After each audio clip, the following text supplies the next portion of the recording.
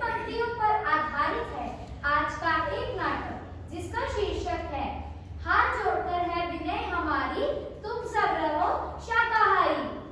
मगध सम्राट चंद्रगुप्त मौर्य ने एक बार अपनी सभा में पूछा, देश की खाद्य समस्या को सुलझाने के लिए सबसे सस्ती वस्तु क्या है? मंत्री परिषद तथा अन्य सदस्य सोच में पड़ गए। चावल, गेहूं, ज्वार, बाजरा आदि तो बहुत श्रम के बाद मिलते हैं, और वह भी तब जब प्रकृति का कोई प्रकोप न हो। ऐसे में तो अन्न का भी सस्ता हो ही नहीं सकता। तब शिकार का शौक पालने वाले एक सामंत ने कहा, राजन, मेरे विचार से सबसे सस्ता खाद्य पदार्थ मांस है। इसे पाने में मेहनत भी कम लगती है और दूसरी बार खाने को भी मिल जाता है। लेकिन महामंत्री चाणक्य चुप थे। तब सम्राट ने उनसे पूछा, महामंत्री चाणक्य, आप क्यों चुप है? आपके इस बारे में क्या विचार है? महाराज, मुझे कुछ समय दीजिए, मैं अपने विचार कल आपके समक्ष रखूंगा। रात होने पर महामंत्री उस सामंत के घर पहुंचे जिसने यह बोला था कि सबसे सस्ता खाद्य पदार्थ मांस है। सामंत ने द्वार खोला। इतनी रात गई महामंत्री को देख वह घबरा गया। महामंत्री चाणक्य, इतनी रात गए आप यहाँ, सब खैरियत तो है? शाम को महाराज एकाएक बीमार हो गए हैं। राजवैद्य ने कहा है किसी बड़े आदमी के हृदय का केवल 2 तोला मांस मिल जाए तो राजा के प्राण बच सकते हैं। इसलिए मैं आपके पास आपके हृदय का केवल 2 तोला मांस लेने आया हूँ। इसके लिए आप हमसे 1 लाख स्वर्ण मुद्राएं ले लें। यह सुनते ही सामंत के चेहरे का रंग उड़ गया और उसने महामंत्री के पैर पकड़ लिए। महामंत्री, मुझे क्षमा करें, मैं आपको अपने हृदय का मांस नहीं दे सकता। कृपया करके आप अपनी धनराशि वापस ले लें और किसी और बड़े आदमी के हृदय का मांस ले लें। मैं इसमें अपनी तरफ से 10 लाख स्वर्ण मुद्राएं और मिलाकर आपको दे रहा हूँ, और जल्द से जल्द महाराज के प्राण बचाएं। घूमते घूमते महामंत्री फिर दूसरे सामंत के घर आ पहुंचे।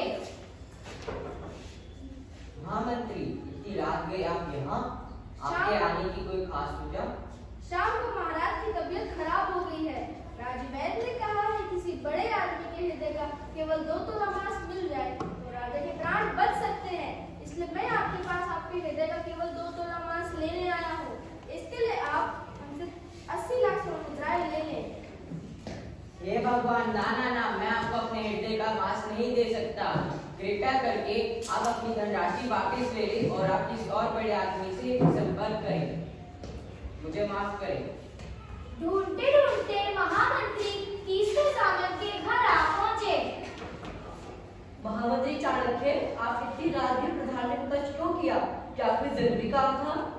शाम को महाराज की तबीयत खराब हो गई है। राजवैद्य ने कहा है किसी बड़े आदमी के हृदय का केवल 2 तोला मांस मिल जाए तो राजा के प्राण बच सकते हैं। इसलिए मैं आपके पास आपके हृदय का केवल 2 तोला मांस लेने आया हूँ। इसके लिए आप 40 लाख स्वर्ण मुद्राएं ले लें। हाय तौबा, आप ये क्या कह रहे हैं? मैं आपको अपने हृदय का केवल 2 तोला मांस नहीं दे सकता। कृपया करके आप अपनी ये धनराशि वापस ले लीजिए और किसी और बड़े व्यक्ति के हृदय का मांस ले लें। कृपया मुझे क्षमा करें, कृपया मुझे क्षमा करें। प्रयास करते करते महामंत्री चौथे सामंत के घर आ पहुंचे। महामंत्री चाणक्य, आप अचानक यहाँ, क्या बात है? कोई जरूरी बात थी तो आप मुझे बुला लेते। आपने आने की तकलीफ क्यों की?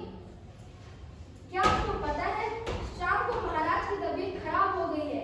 राजवैद्य ने कहा है किसी बड़े आदमी के हृदय का केवल 2 तोला मांस मिल जाए तो राजा के प्राण बच सकते हैं। इसलिए मैं आपके पास आपके हृदय का केवल 2 तोला मांस लेने आया हूँ। इसके लिए आप 60 लाख स्वर्ण मुद्राएं ले लें। ना ना, मैं आपसे विनती करता हूँ कि आप मुझे क्षमा कर दीजिए। मैं तो अपने हृदय का तिनका भर भी मांस किसी को देने के लिए राजी नहीं हो सकता। आप अपनी धनराशि अपने पास रखिए और मैं आपको कुछ और अपनी तरफ से धनराशि लाकर देता हूँ। आप इस धनराशि से राजा के लिए कोई और प्रबंध कर लीजिए। मुझे क्षमा कीजिए। प्रयत्न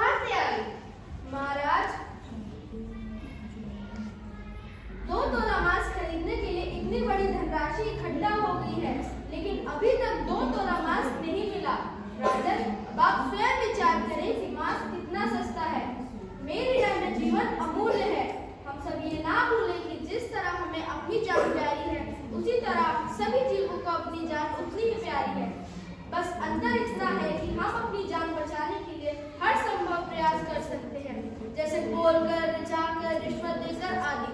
पशु ना तो बोल सकते हैं और ना ही अपनी व्यथा बता सकते हैं, तो क्या बस इसी कारण से उनसे जीने का अधिकार छीन लिया जाए? सभा में उपस्थित सभी लोग इस विषय पर गंभीरता से विचार करने लगे और उन सभी का स्वर गूंजने लगा। महाराज, प्रधानमंत्री जनक के बिल्कुल सही कह रहे हैं। प्रत्येक जीव जंतु को स्वेच्छा से जीने का अधिकार है। जीवों की हत्या पाप है। हमें सभी जीवों की रक्षा चाहिए। आप सब शांत रहे। यह विषय अत्यधिक महत्वपूर्ण है। चाणक्य के विचार ने हमें विवश कर दिया है। इस विषय पर गंभीरता से विचार करना होगा। हर धर्म के अनुसार सबको जीने का अधिकार है। प्राणी मात्र की रक्षा हमारा धर्म है। आज और अभी से जीव हत्या करने वाला व्यक्ति दंड का पात्र बनेगा। पूरे राज्य में ऐलान करवा दिया जाए।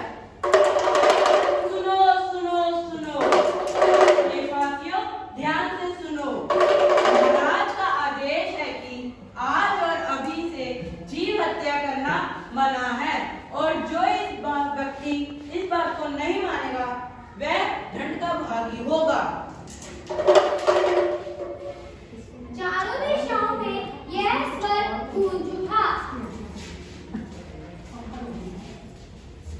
मत बनाओ पेट को अपने मृत बेजुबानों का कब्रिस्तान। कैसे तुम इनकी आहों से रह सकते हो अनजान? स्वाद तुम्हारी जुबान का उनकी जिंदगी छीन लेता है। स्ट्रॉबेरी, फल और सब्जियों का लो तो इसमें तुम्हारा क्या जाता है? और भी बहुत सी चीजें हैं, भोजन के विकल्प है बहुत। शाकाहारी बनकर तो देखो, इसमें आधुनिक सुख है बहुत। किसी की जिंदगी छीनकर उसके जिस्म को आहार बनाना तुम्हें इंसान नहीं बनाता। क्या जरूरी है तुम्हारा दाना बनना? वाकई जब तुम मांस भक्षण करते हो तो इंसान कहीं से दिखाई नहीं देते हो। लाल लाल आंखों से अंगारे बरसाते हुए तुम दानव दिखते हो। तुम्हें भगवान ने इस उद्देश्य से नहीं बनाया। तुम्हें उसने इन मासूम बेजुबानों का रक्षक बनाया था।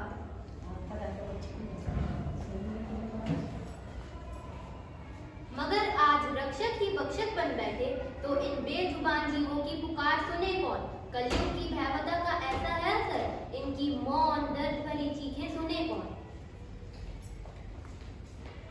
मांसाहारी जीव जैसे शेर और चीते अपने लिए भोजन नहीं पका सकते। उनकी शरीर की बनावट ऐसी है, वो इंसानों की तरह काम नहीं कर सकते। इसीलिए मांस खाने का अधिकार भगवान ने केवल वन्य जीवों को दिया और तुम्हारी शारीरिक बनावट के आधार पर अपने शाकाहारी भोजन को तुम्हारे लिए दिया।